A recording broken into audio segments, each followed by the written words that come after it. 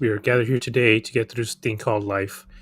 Just, I, I truly don't even know how to start and even end this podcast.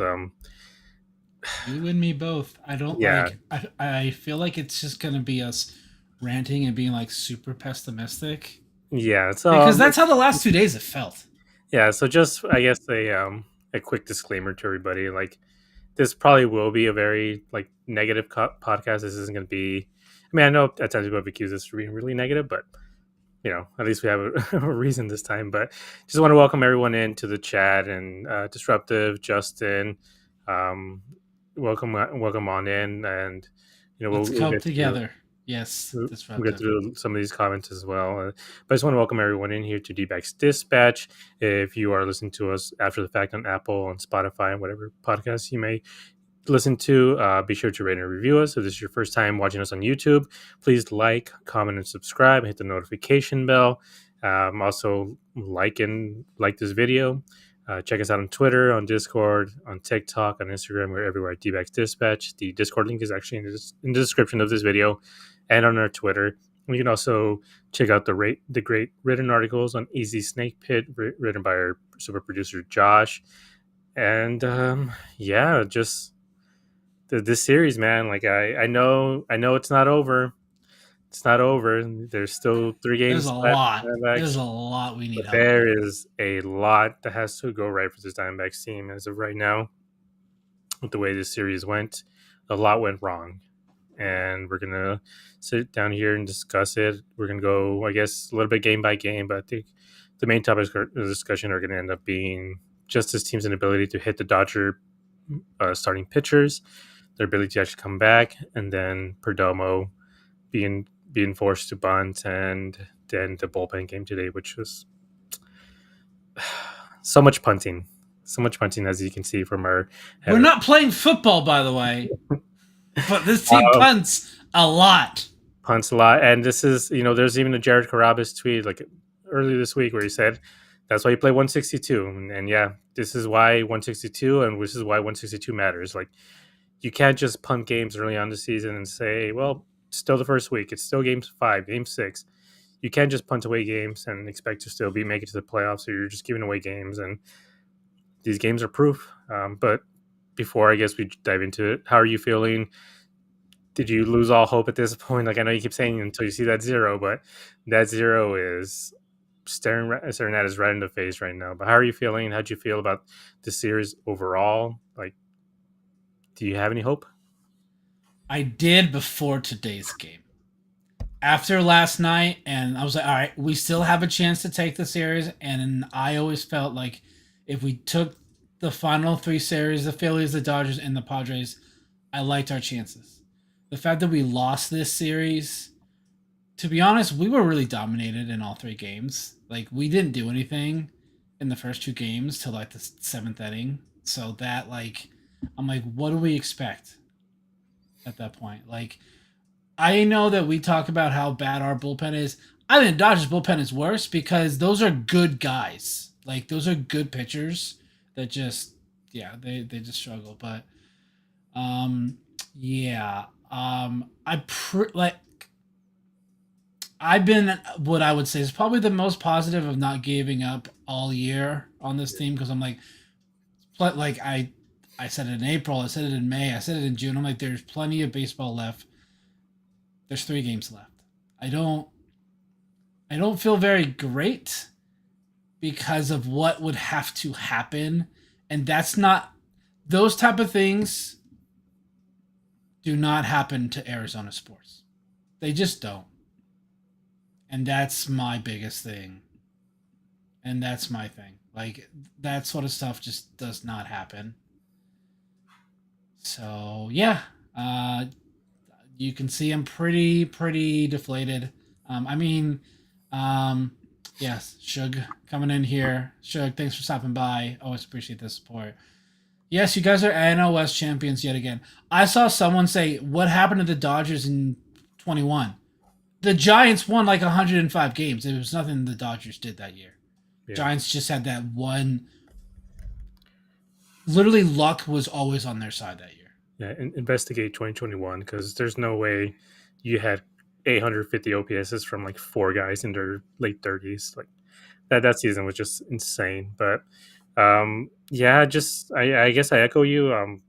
Yeah, I really have been trying to stay positive with a lot of these games. Like I know in our group chat, I'm saying it's over, but like I said, I've been saying it's over since they lost the first game of the season. Like it's just I'm saying it as a joke, but this is one of those situations where when you drop two games, and even then, like even if this team would have just taken the series, I still would have felt a little bit uneasy just because of how much we've talked about how important it is for this team to sweep, especially when you get to August and September. Like there's such a small margin for error, and when you're just taking series, even you can take 4 or 5 series in a row, it's only about 5 games that you're getting in the standings. And at that point in time, you have to hope that the teams in front of you aren't also either taking series or sweeping guys, because at that point you're just falling further behind. As I think, as we sit here today, I believe they're 2 games out of 5 out of the last wild card spot behind the Mets, because the Cubs are just trash. Like I hope they get eliminated the second they go into Dude, they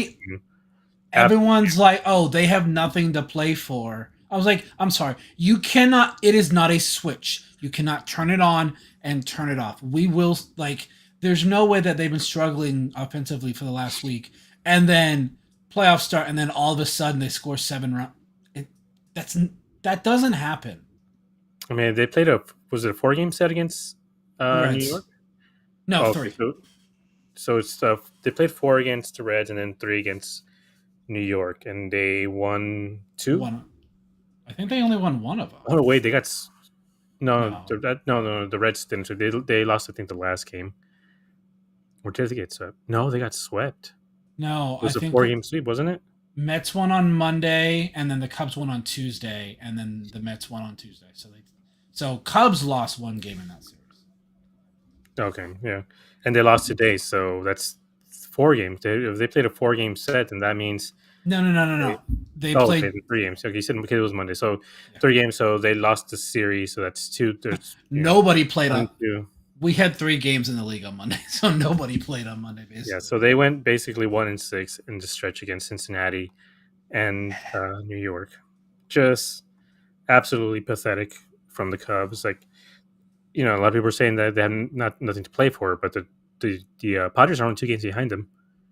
The Padres end up taking the series, or if not, sweeping the Diamondbacks.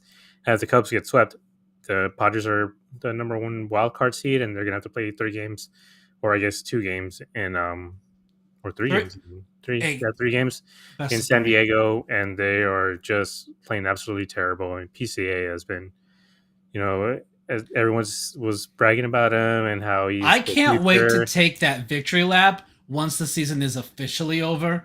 I bookmarked that tweet and I'm going through every reply. Like it's Yeah, gonna be like if you follow us on Twitter, you may love it, but you also may think it's childish and petty. But I don't care. Like everyone was like PCA over Corbin Carroll. I'm like, I yeah. did kind of So tease it like a week ago, and I literally just put this is what just their OPS is since this tweet dropped, and it wasn't close. It was not close.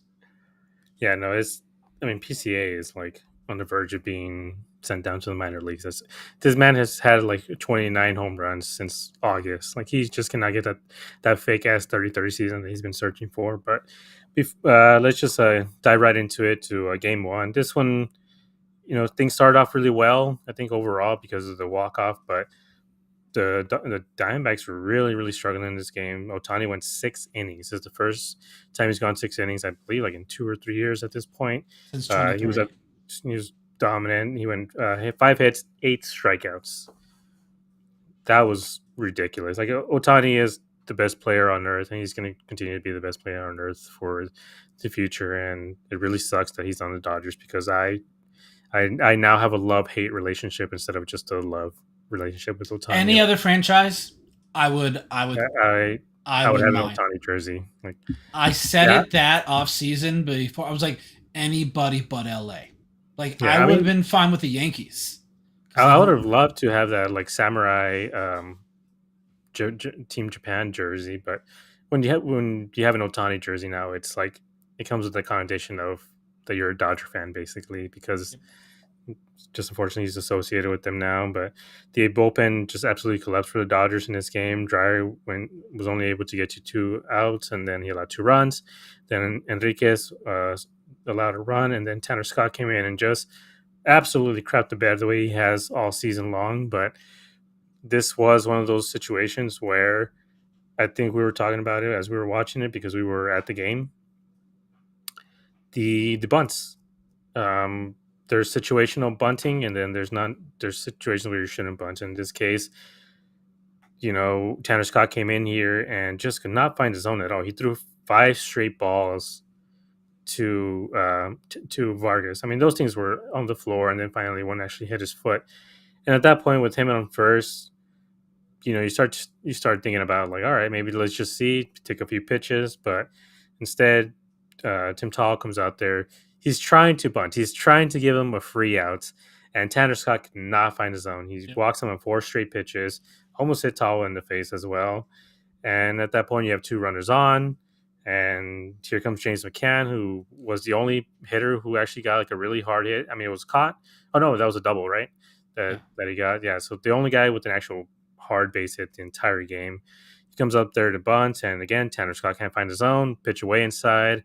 One was a bit of a borderline call. Just, I mean, at this point, it's like 8 or 9 or even 10 straight balls in a row. And then the last, it's just the balls and James McCann to keep bunting with 2 outs, two strikes. I couldn't believe he actually did that, but the ball that he bunted would hit him. You see where it was? That ball would have hit him like almost for sure. Could have been I don't bases know how he loaded. did it. I don't know I don't how know. he. I like the whole thing was that he said that in high school or college even was like, if you can't bunt, you can't be on the team. Basically, is what he said. So that ball was way inside. I mean, the guy has a dog in him. I mean, from what we found out, it was his own decision to bunt Yep. there. They took out the bunt sign, so kudos to James McCann for actually getting it done. I would have just again maybe just take a couple pitches, see where Tanner Scott is locating because he also was refusing to throw the fastball as well. Just kept missing everything with the slider. In this case, it would have been bases loaded, no outs for oh shoot, I forgot his name, Barrosa. Yeah, there you go. But instead, it was already 1 out and 2 runners on, and he put the sacrifice down. Runners on second and third, and then Barrosa again comes in and tries to bunt the first 2 pitches. The last one, he's able to get it. I mean, really, the only I think fastball that he threw the entire up until that point, the only fastball that was thrown during the entire sequence to everybody else. He got it up in the air and he just flew out, but it was able to get the run across as the game was tied. And then Perdomo comes up, has a great at bat, and just Tanner Scott again cannot locate, throws him 2 balls, and it's 2-1, then 3-1, then 3-2, and then finally he has to throw a strike to him. He throws a slider straight down the middle, and Perdomo walks it off, and just absolutely clutch Perdomo. This is the guy that he's been all season long. This is the best player on this Dbacks team right now, and like we mentioned, he's the second best player in the National League. Especially when we look at WAR, any other metric you want to use, he's at the top of that. But what were your thoughts on this whole ninth inning? Did you agree that they should have kept bunting, or do you think maybe one of these guys should have swung away? And how'd you feel about Perdomo walking it off? You were there too. Yeah, I was that game was something. Um, yeah. This was probably Tori's most like the way that he managed this ninth inning was almost perfect. Like he made all the right like I thought it was his best managed game that we've seen from him in a while because sometimes I feel like he tends to over manage sometimes. And I think that's kind of what happened in game 2. But yeah, it's just crazy that you like I know that they called for the bunt with James McCann, but for me, I'm like, you have a runner on first and second, no outs with a guy that can lift the ball. To me, I would have rather him swing away. The ball's on James McCann though to do it on 0-2 when Torrey had already called it off. I think there's only one player that he would not call off the bunt sign on 0-2, and it's the guy that won the game winning hit, and that's Perdomo. Um, Props to Jorge for getting that sac fly. I'm like, it's great for him. It does not dismiss the fact that he's an awful hitter. Just because he gets that sac fly does not dismiss the fact that he is not a major league caliber offensive threat. He's just not. He is an automatic out. His average was like 150. Um, but Perdomo, wow, just like what more can you say? Like he's the the improvement that he's made leaps and bounds is truly remarkable. Like he ever since 22, where he had that just a bit like literally was like the worst starting position player in all of Major League Baseball. Had like a sub 200 average. Like it was bad, but we didn't have a choice. We had no one else to play shortstop there. So it really has benefited us. I want to give a shout out, and I don't think a lot of people talk. Brandon Garcia. What Brandon Garcia has done since he was called up on August 31st. He's had 9 outings. He's only given up a run in one of them, and it was 2 earned against the Giants on September 8th.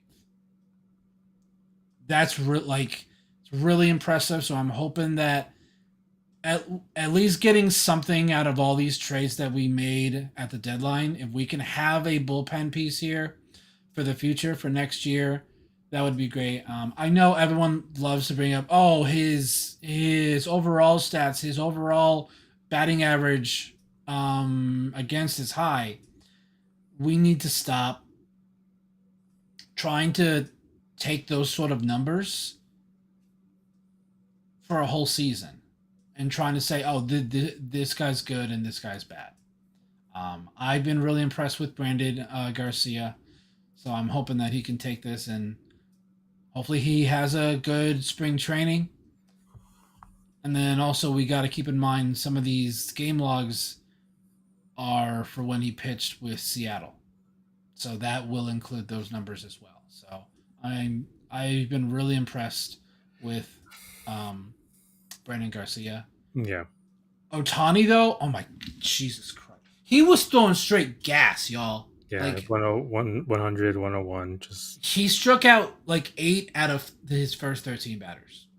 He was just like, I'm like, yep, this is why he's the best player in baseball because he's literally a top 5 starting pitcher and a top 1 hitter in all of major. Like he literally is the best hitter in Major League Baseball. Back to back 50 plus homer seasons. Are you kidding me? Like that's not fair. Straight up yeah. not fair.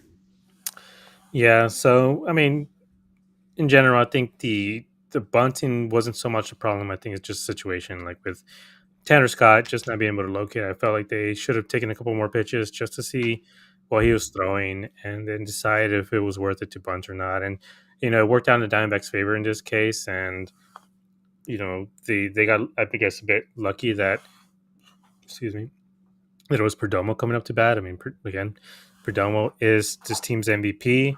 He should any other season. If it wasn't Otani in the National League, I think Perdomo should be probably top 1, top 2 vote getter. Just when you have Kyle Schwarber hitting 50 something Yeah. home runs, it's a little bit difficult. Even But he's batting like 250 though. Like yeah. So that's the thing. I mean, they gave it to Stan, who basically was the exact same. So we've seen what the league does to Arizona sports teams and just a complete lack of respect that they I have. think he'll get votes. I think he'll get a couple second place votes, but I think he'll Yeah, probably end up like 4th. yeah, I can't see him placing in the top 3, although he should be. Like that's something I want to make clear. Him, Corbin, and Cattell should be top 10 in MVP voting, and Perdomo should be number 2. Carroll, I think, could be around 5 or 6, and then Cattell could be in 8 or 9 or 10 in MVP voting. But all 3 guys should be getting MVP votes.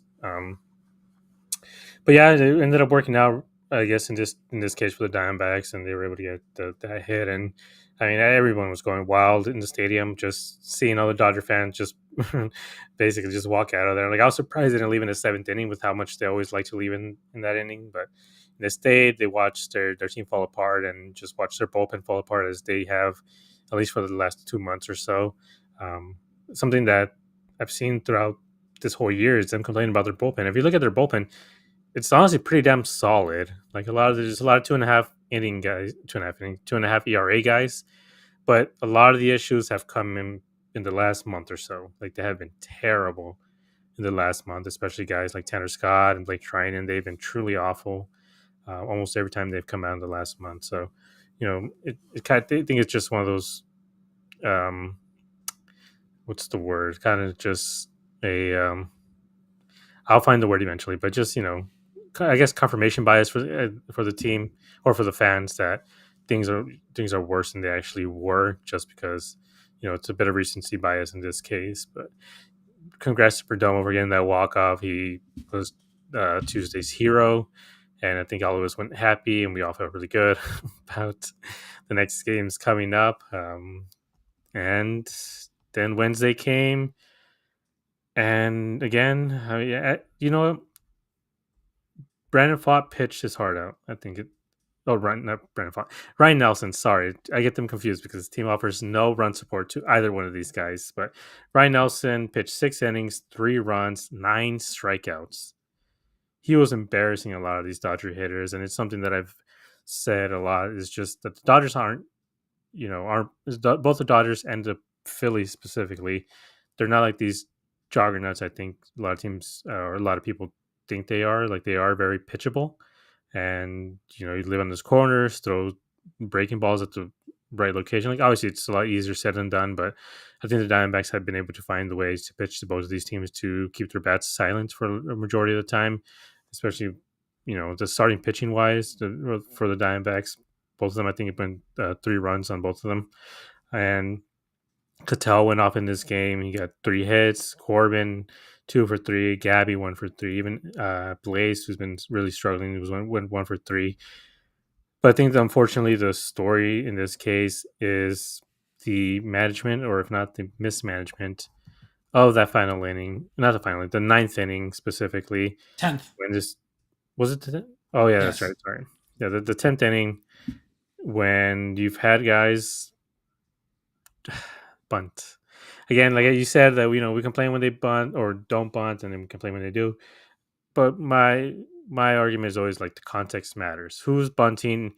Where are you in the lineup? And what does the situation call for? In this case, Ketel Marte is at second base to start off the inning, and Gerard Perdomo, the hero of last night, in this case, obviously 2 days ago, but the hero from the night before. What does he do when he comes out there? He tries to bunt, and it's after Dreyer throws 2 balls like at his head. Like that, those balls were not close at all. He basically threw him 3 balls, and Perdomo trying to bunt. He bunts at a ball straight down the middle. Look at where it was located. That ball was straight down the middle. Perdomo could have crushed that ball. And instead, it was a sac bunt. So then Cattell moves to third base, and Dave Roberts must have been laughing his ass off when he realized what they just did, because they walk Corbin, they walk Gabby, and then it's a lefty-lefty matchup against Jake McCarthy, who has a 450 OPS on the season against left-handed. That's his OPS, everybody. It's not his on this. Not anything else. That's his OPS. And I mentioned the group chat as well. Jake McCarthy has 1 sac fly this season. One. He has 6 fly balls through his career, 3 of which came last season. So, in other words, in 4 of his 5 years in the major league, he has 3 combined sac flies. And in the post game conference, Torrey said, "I trusted Jake," and that was just one of those things. I'm going to be gasping a lot, sorry, but scoffing, I guess. He said he trusted Jake, and Jake said, Jake didn't get the job done. I'm like, why would he? He sucks. He's not a good player. He hasn't been a good player all season. He's had, 1 or 2 good months, in 2022, and then 24, he had a couple of good months. So then, fooled everyone to thinking that he's actually a lot better than he is, but we've seen who he is. We know who he is. He's 28 years old. He's no longer, a 23-year-old prospect the way Jordan Lawler is. He's a 28-year-old, fully grown major leaguer, and he can't hit. He can defend, but he can't hit, and he can't hit his weight Can either. he? Can he defend though? He's just He's not the fat. he's not the best defender, but I mean the speed does do a lot to help him out. But either way, he any other organization, I think, or playoff organization wouldn't have him on the team. Instead, we have him playing every day right now because Torre just doesn't want Jordan Lawler out there for whatever reason. And His defense is probably what it is. even though Perdomo had, an error today and Cattell had an error today. So, the defense isn't as steady as they'd like to believe, but just absolutely frustrating to watch. It's because everyone knew it was going to happen. You had the two better hitters, again, two, four, yet you made the four top guys in this lineup completely irrelevant by doing that. And so then Perdomo obviously does what he does, and then Jay comes out there and pops up to shortstop. Can't even move the runner. Can't even do his job and move the runner. And then James McCann comes in. They bring in the righty to face against James McCann. And as great as McCann has been, there's, when there's two outs, there's no margin for error. He can hit a ball, as we've seen, he can hit a ball 420 feet and it's still catchable in this stadium. So there's no margin for error. Yeah, these guys need to stop hitting it to deep center. They should know what happens. Yeah. So again, like James McCann, he ended up having to fly out to Teoscar. Wasn't super hard, wasn't super far. It's about 175 feet. But it again, was just outside the infield, really. Yeah. So again, because there's no margin for error, the inning ended there. And I know, a lot of people will like to say that, oh, well, it's not, the entire inning's fault. Like they had one more chance. When you have the bottom of the lineup, the 5 through 9 hitters, I believe, had 4 hits combined in, what is this, 11 innings? In 11 innings, only 4 hits. Like none of these guys are getting it done. Tim Tawa, we're putting all of our faith on Tim Tawa. 3 hits, by the way. 3 hits. Oh, yeah. I was at the status cell was 4 through 9. So I guess that's the extra hit from Gabby. Yeah. So 3. So the 5 through 9 hitters had 3 hits in 11 innings. Why are we trusting these guys at all? Then Vargas, Vargas has been pretty decent in the second half of the season. But again, he's not Corbin Carroll. He's not Cattell. He's not Perdomo. And then Alec comes in and he strikes out on the foul tip. And game's over. After here's the thing, I will say, you wanted to give props to, I believe it was Garcia. He came in this game and kind of in a no-win situation. Again, when you have the runner at second, you're unfortunately, just depending on how things go, the guys that are going to score. In this case, they did score on him, but I think Perdomo almost caught that, by the way. If he can get like 6 inches higher, he catches that ball.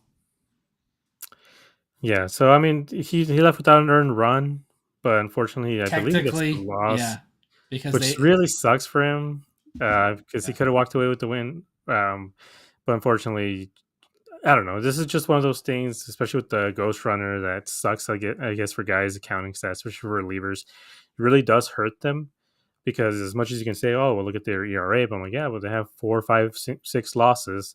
A lot of those times, it's unfortunately not their fault, but teams use that to their advantage and just lower down their value. And he went 2 innings, just gave up the run and got 3 strikeouts, embarrassing some guys in between that. So it's not your fault.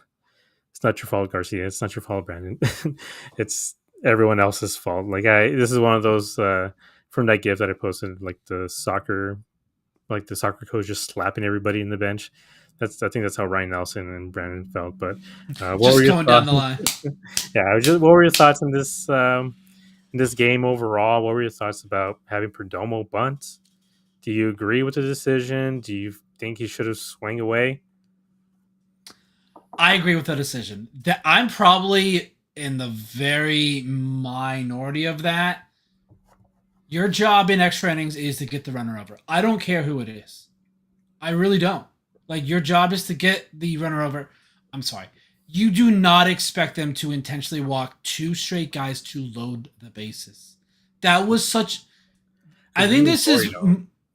like You and that Tori know. was. That was the most obvious move. I'm sorry, but that was the most obvious move to walk two good hitters to get to Jake, who has been hitting the ball on the ground a But lot. they originally did not plan to intentionally walk Gabby.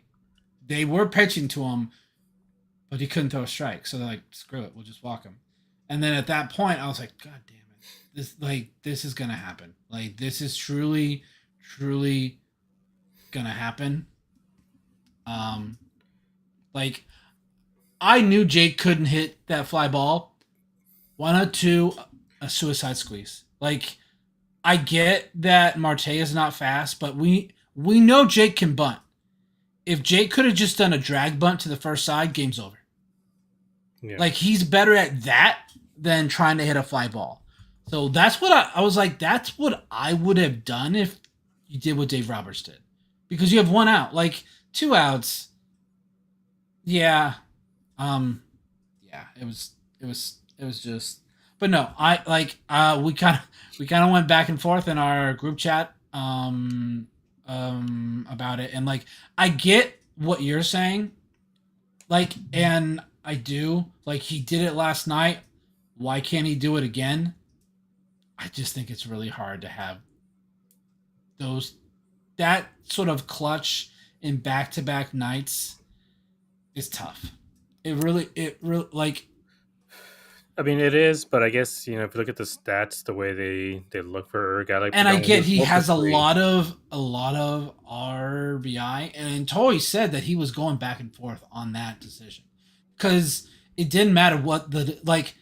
I can tell you what the fan base would have done if Perdomo would not have bunted and struck out or ground out to the left side. People say, "Oh, he should have bunted. He should have bunted." Like it's a no-win scenario unless Perdomo got a hit, which I get. He got the night prior. It's a very hard decision to make, and it's easy for us as keyboard pounders, keyboard warriors, fans Or to common fans, as Tori likes to call us. criticize this move because it's easy. Like this is not a like there are some accounts on social media that truly think that they can manage this team better than someone who's been in a managing role, a coach in Major League Baseball for 20 years. They wouldn't last two games. They don't realize how much stuff these managers actually do and have to keep track of. So I don't envy Tori in this particular. Like this is one of the hardest decisions to make personally. Like I know that you said, "Oh, Dave Roberts' decision was easy as soon as Perdomo bunted." Call me a non-ball knower, but I never expected to do a back-to-back intentional walk. Like with one out, two outs, I get it, but one out, like it's a very bold decision by Dave Roberts to do that. Because if that doesn't work, he gets flamed by his fan base.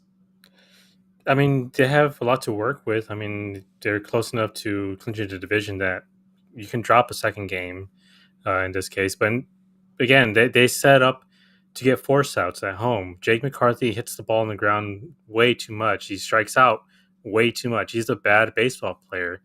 And in this case, you know, I'm sure Dave Roberts, the decision was easy to walk Corbin. You can set up the double play. Yeah, Try to that see one.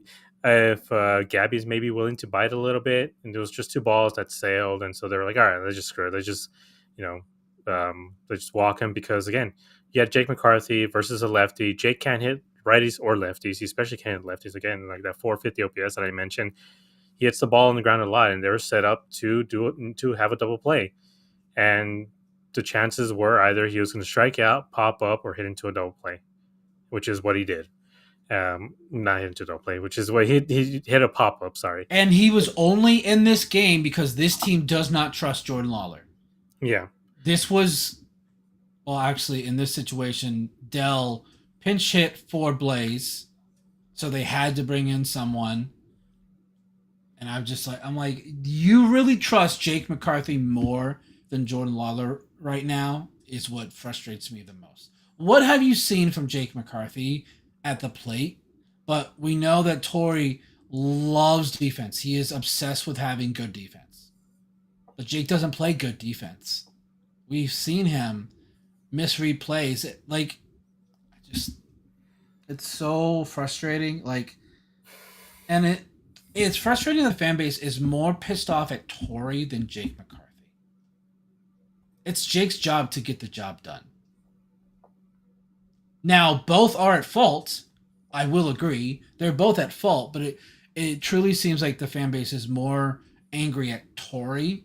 Like I didn't see a lot of people getting mad at Jake. Yeah, I mean, I'm racking my brain here, but yeah, it just was one of those situations where I felt it was an easy choice to have Perdomo at least try to hit, or at least try to walk, take a couple pitches, see where they are. Because again, this Dodgers pitching is atrocious. Like they were really struggling to find the zone, and Dryer again he was struggling to find the zone, and you could have just let him take a couple of pitches. I mean, like I said, he threw him three balls, and that last strike he had to throw him a strike, and it was straight down the middle. And instead he bunted, and it was just I guess if I was manager, I would have done the same thing Roberts would have done. I know a lot of people say it's hindsight, but I'm like, we were talking about it in the group chat. Like, that's kind of what you do. You just try to set up a play on all the bases because, you take away the bunt from Jake as well, which you mentioned the suicide squeeze. But if anybody grabs it, just throw it at home. It's an automatic out most of the time. Obviously, Cattell isn't the fastest. If it was Corbin, If then you a lot get it closer. past the pitcher, which I'm not talking like a normal sack bunt. I'm talking about something that Jake's really good at, and that's drag bunts. Yeah. Is more of what I was thinking, because if you get it past the pitcher, game's over. But if he bunts it and he doesn't get it past the pitcher, yeah, that's an easy play for the pitcher, or even a player like Freddie Freeman. Like he could toss that and get Marte, unless you had Marte already running. Then maybe I think he still gets it. Like you do a not even a contact play. Like you have Marte steal. I like those chances better than hoping that Jake, because like you said, he has one sack fly all year. It's like three in the last few. Like I just like that better than hoping Jake can hit a deep fly ball, which he just can't.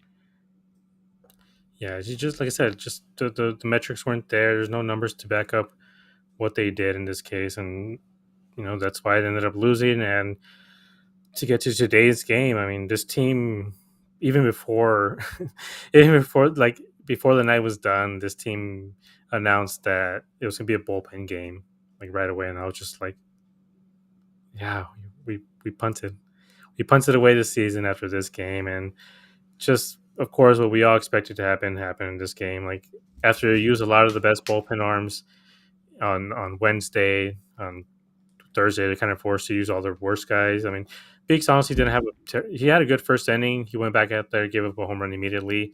Then That Chris he, Matt, who hasn't pitched since what, like 2 weeks, almost 3 weeks or so, that he no, hasn't pitched. no, he Oh, had he had an inning of relief, right? yeah. So he Yeah, pitched a he couple of days ago. came in just throwing that meatball fastball of his and just got absolutely clobbered for 5 earned runs. And then Pope went in. Actually, Pope looked very good. He Pope did. looked very good, and then Rashi looked very good as well. So basically, this a lot of these were on Chris Matt, but it could have been a lot closer. It could have been a lot more interesting. But Perdomo didn't touch second base. They had the second out right there. He didn't touch second base. That extended the inning, and then it loaded up the bases. Freddie Freeman got the no, not even. I don't even think he got it then. I think they got like the second out. It was like a pop up, I believe, to get the second out, and then of course Freddie Freeman gets a couple of guys in. The inning should have been over, unfortunately, for Chris Matt, and it just didn't work out that way. Again, this game could have been a little bit closer, just a tiny bit closer.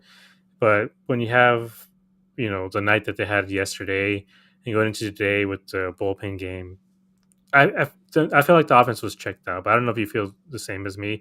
I felt like they were all completely checked out and just didn't want to play anymore. And also, didn't have a bullpen set, a batting practice, I believe, today, which they never do on off days, which is why they lose all the time. But what were your thoughts on specifically the offense itself today? Do you feel the way I did that they just were, completely out of sorts because of the night prior? I think they were probably mad that they did a bullpen game in the most important game of the season. A game that they knew they had to win. They should have had their ace gone out there. Now, this was not a decision made by Gallon. It was a decision made by Tory to not have Zach go today because I guess he's still fighting his illness that he had last week, and I guess he was still pretty out of gas from his prior start, so they wanted to give him one extra day.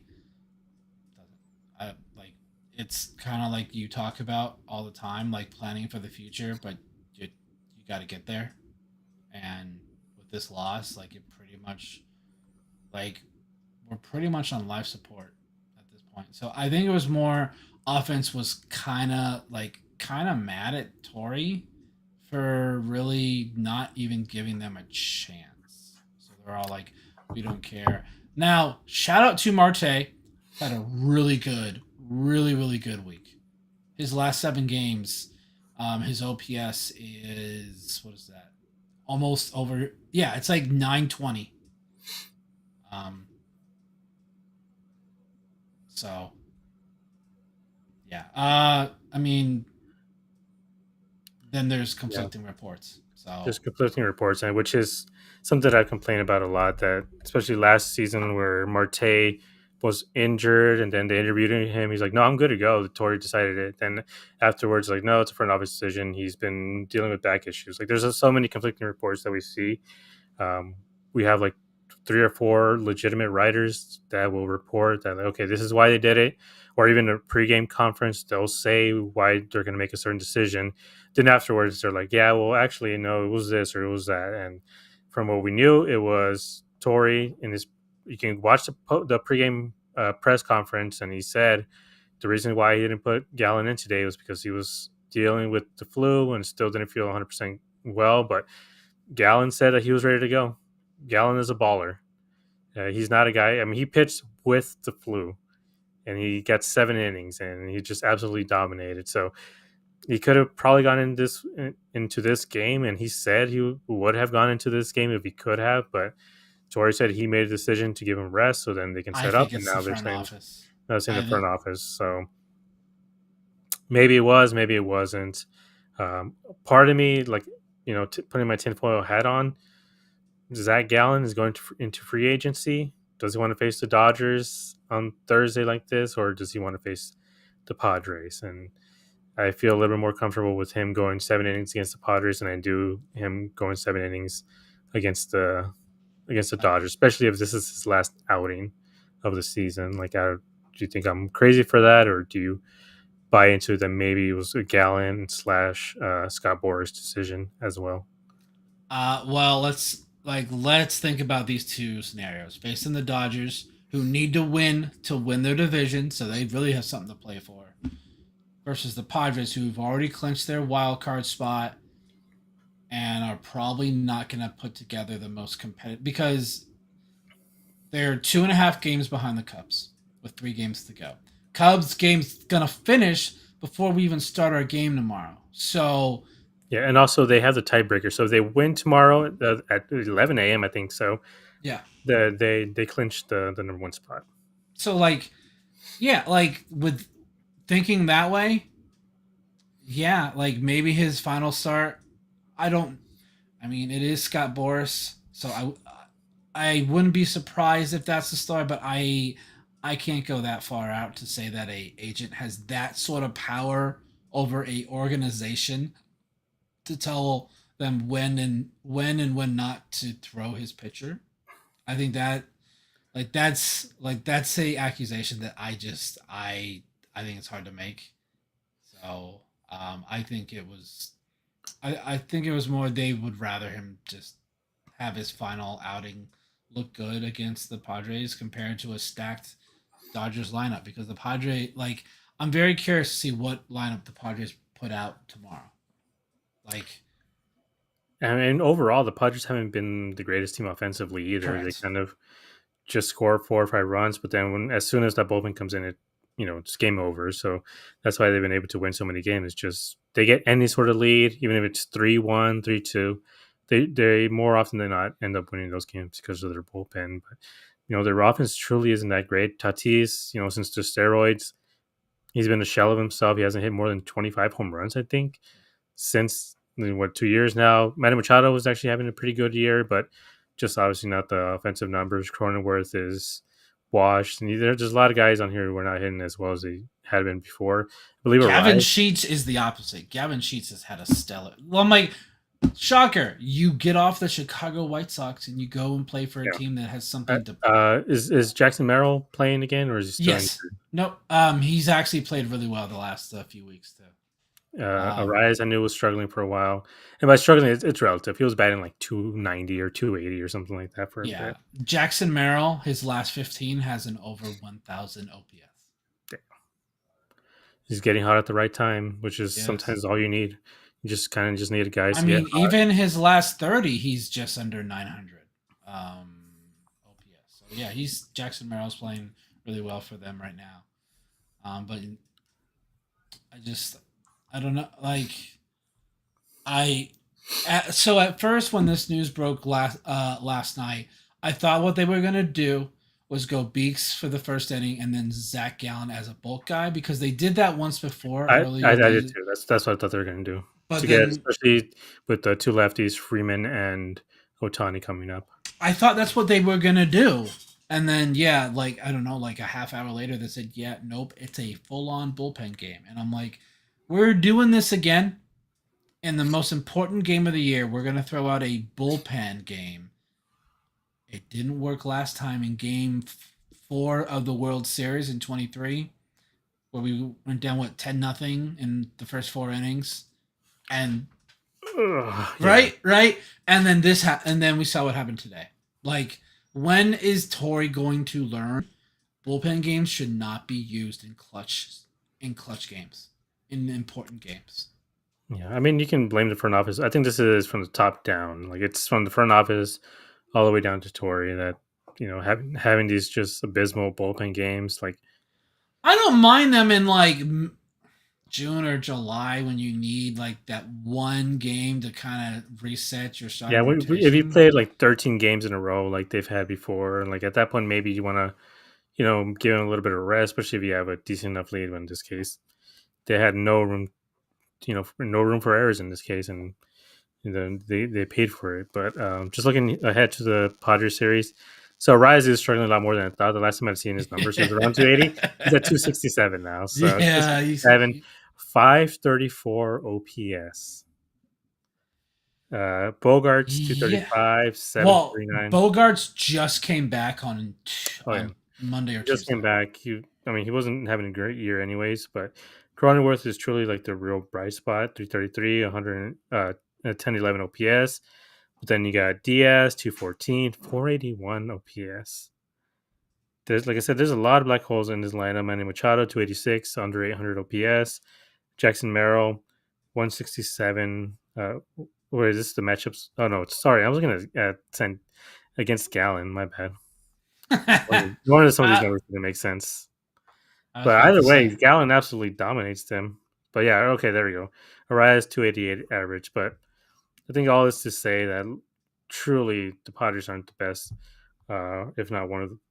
They probably will leave midpoints for a lot of stats when it comes to the offense. Like they truly haven't had the greatest offensive year. But again, they're just carried by that pitching. They are eighth in the league, 252 batting average. Um, Let me check their OPS really quick. So Diamondbacks actually have a higher OPS. They're at 757 for this season. Um, Sorry for the dead air. Oh, there we go. Padres at 18, 708. 708 OPS. Diamondbacks have one of the top five offense in OPS. So again, not the worst matchup, I guess, for the starting pitching. But how do you feel about the series coming up? Do you feel like they truly have a chance now? I guess You have your three best starters coming up against them. The Padres might not have anything to play for, especially with how early that Cubs game is. Like, do you feel like this team has any real shot at this point, or do you think the Mets might just make the Cubs their sons as everyone else has recently, and also the Reds are facing off against the Brewers. The Brewers have clinched, but this is Pat But Murphy's they team. haven't clinched the one seed though. They haven't clinched one seed. Philadelphia's 2 games back, so Milwaukee still has a bit to play for. But what are your thoughts here? Do you think they have a chance? Like I said, the Padres don't have the best offense in the league. They're going up against the three best pitchers this team has. The three guys have been doing amazing in the second half of the season. So, how are you feeling about this series? So for us to make the playoffs at this point is really we sweep the Padres, the Reds get swept by the Brewers because even if they I think wait No, they just have to, both of them have to lose the series. lose the series. Okay. So, but still, like those odds, I don't feel great about. And then Mets play the Marlins, don't they? Yeah, So, who they struggle against. I mean, the Marlins have like 77 wins, so they're no slouch. if if there wasn't the issue of the Reds tiebreaker, I'd feel really great because we're only one game back of them, but we're really 2 games back because of the ridiculous tiebreaker, which frustrates me. I know it's bold to say that S word, but it needs to happen. And like the the fact is, looking back on this on August 1st, we had a podcast in August where I asked you and Brett, what win total would you feel comfortable at to say that this season was a a, a decent season? And we all like I know for me it was like 75 to 77 wins. We already surpassed that. So for me, like yes, this is a disappointing season because of the expectations we had at the start of the year with every like freaking Corbin Burns, bro. Like that was for me. So Justin asked, "Does anyone think we can sweep the pods?" Most probably don't because most Arizona sport fans are very pessimistic. There's that part, and the fact is Yeah. that we we don't do that to teams. We just don't. We will win the first 2 games. We'll look great, and then that final game will look awful. Now Sunday's interesting because everybody plays at 3 p.m. Eastern Standard Time. Everybody plays at the exact same time, so they're like it does limit the whole giving up on games, but you'll see it a lot. Like once certain games, um, Mr. Marlin in the chat. There's lore to the Marlins trolling the Mets.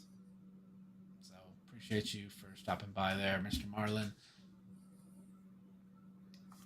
Sure, why not? Yes, we will sweep the Padres. So Mets will lose their series. Reds will lose their series, and we'll come back here on Sunday and we'll be talking about the Padres playing the Dodgers in the NL wild card. yeah, so in terms of his question about if we can, this team can sweep the Padres, but will they? Like you said, that's a Yes. whole different question because as we've seen, they just have an inability to sweep, whether it's manager malpractice, the team just not showing up at all offensively or defensively, or the pitching is absolutely abysmal. There's so many issues that happen when they have that last game that they have to take. And I mean, we saw it last year on that Saturday game before the season ended, or Friday game. They almost went like I think a no hitter against like a AAA guy making his first start, like some 28-year-old AAA guy. Just Was that Randy Vasquez? Is that who we faced? might have been him. Might have been him, but like this is a guy who was coming out from AAA, and none of the main starters were in that game. The Padres were literally like gift wrapping this game to us, and this team could not score to save their life. And then AJ Puck comes in, gives up 2 bombs, and then again, this team just couldn't do anything until they ended up losing that game. But Yeah, Randy Vasquez won 6 innings, 1 hit, 1 walk, 4 Ks, 96 pitches. AAA guy at that point. And looking at the Padres lineup that day is Jesus. Terrible lineup. I believe it was only might have just been Cronenworth. I think was So the it new guy. was Profar, Donovan Solano, Machado, Bogarts, Nick Ahmed, David Peralta, Kyle Higashioka, Brandon Lockridge, and Tyler Wade. So only three main starters. Yes, which is probably what we're going to see this weekend. Yeah, just trying to get those main starters and a few extra ABs before they start. So again, that's what we saw last season, and that's why a lot of people have been saying like, oh, well, they could Also, maybe can we move stop baseball. playing the Padres that final series? We did it last year. We did it this year. We're doing it next year, by the way, Oh as yeah, well. I'm like, why do you guys want us to play the Padres to end the season? Major League Baseball. Why are you doing this? but yeah. So that, I mean, that, like I said, that's what it is for me. With the way things ended last season, again, they give up the win, that extra win that they should have taken on Saturday. They should have gotten the last wild card. That was it right there. It was gift wrap. This team choked, fell apart. They couldn't do it. Then they come Sunday, score I believe like 10 runs on Sunday, and didn't end up mattering in the end. And a part of me feels like that's going to be the exact same thing. Like they're just going to gift wrap all three games. Team is just not going to be able to score, not do anything with what they give us, and it'll be over by like Saturday or something. But hoping that's not the case. I'm hoping this team is able to come in and sweep the Padres because I believe they won't face them until I guess the CS anyway. So it's not like it's they're like, oh, we don't want to face the Dbacks in the wild card game or something. So they have something to play for, maybe, just depending again what happens with the Milwaukee series. No, the Cubs series to start tomorrow, and then we'll just see if they're able to come through. And again, part of me really doubts, especially with the way this series went, the way it was managed. I don't have the highest hope for this, and again, like, look, if this season is lost, put Jordan Lawler in, let him Right? get 9 at bats, 12 at bats to end the year. Like, god damn, does Torrey hate this guy? But I don't know if it's just Torrey. I think it's the front office. I was like, if that's the case, trade him this offseason. Just do it. yeah, let him become a Just do it. superstar somewhere else because this team is not doing it. And Yeah, there's gonna have to be some discussions that need to be made this offseason because there's a lot of players here that I'm done with. I'm done with Alec Thomas. I'm done with Jake McCarthy. Um, so, Bubba. hey, Bubba's saying, I'm sure I'm Gambo will complain about it. He doesn't look like DeAndre Hopkins or Kyler Murray or Mar- DeAndre Aiden or Cattell Marte. So he's not gonna come after him the way he did all those four other guys for some reason. So but hopefully, yeah, yeah, again, sweep. Let's do it. sweep. We'll say the S word because not saying the S word hasn't been working. So Yes. So sweep the Padres. Then we come back here on Sunday and be trying to figure out who's going to go for game one. And yeah, hopefully things all go probably well. would it be Nelly? It might be Nelly. So it depends if it's fought pitching. So no, well, Fop pitches on Sunday. That's what I'm saying. No, but if we do sweep and things go our way, who Oh, okay. starts who starts game one on Tuesday? I feel like it has to be Nelly because he pitched on Wednesday. So Yeah. I mean, game one starter, Nelson, I would take it.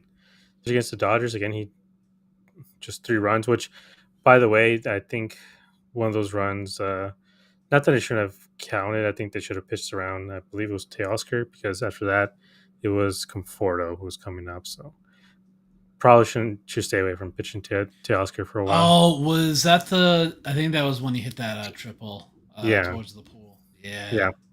that was one of those situations. I honestly did think that they're gonna walk him because it was 2 outs. Oscar coming up, you had 2 guys on at the time, and I did honestly think they're gonna walk Oscar to get to Conforto, who was hitting 200, by the way. Conforto was trash. Dude, You want he's to talk about so bad. Jake? Conforto is a waste of $17 million right now, but Yeah. Anyways, just want to thank everybody here. Disruptive, Justin, Scott, Scott, Bubba.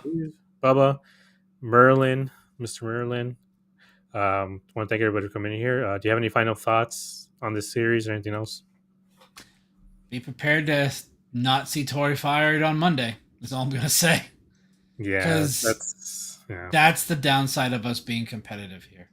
Is if you're like the three of us are done with Tori, um, he he's not I mean, going. even if they weren't competitive, they would have kept them on and do what they've been doing this whole time and just blame everything else except the managing style. But I want to thank everybody coming in here. Also, wait, quickly, I went to go watch the new Leo movie, the One Battle After Another, and here's like a little insight to me. I'm also a huge film buff, so there's like two great loves.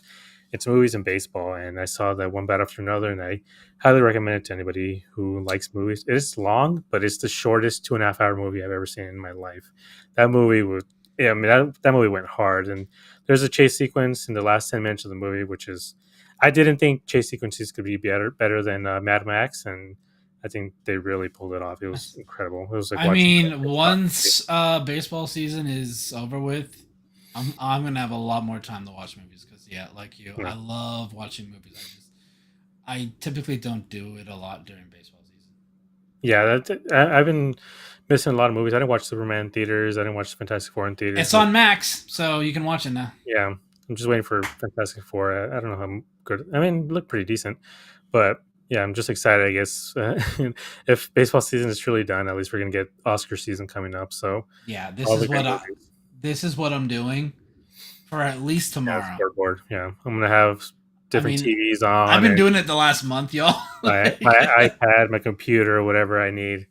Yeah. MLB Big Inning. But anyways, I want to thank everybody for coming in, and then we'll see you guys Sunday, if not Monday, I guess, just depending on how things go and how depressed we all are. So until then, see you guys next time. Bye.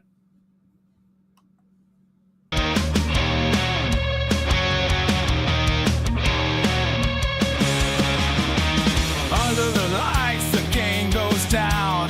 Desert heat, but we own this town. Brennan gave on the call with Josh in the back, bringing it all.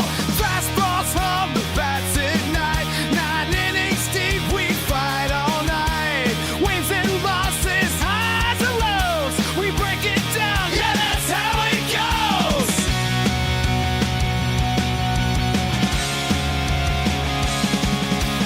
Dbacks, dispatch, turn it on.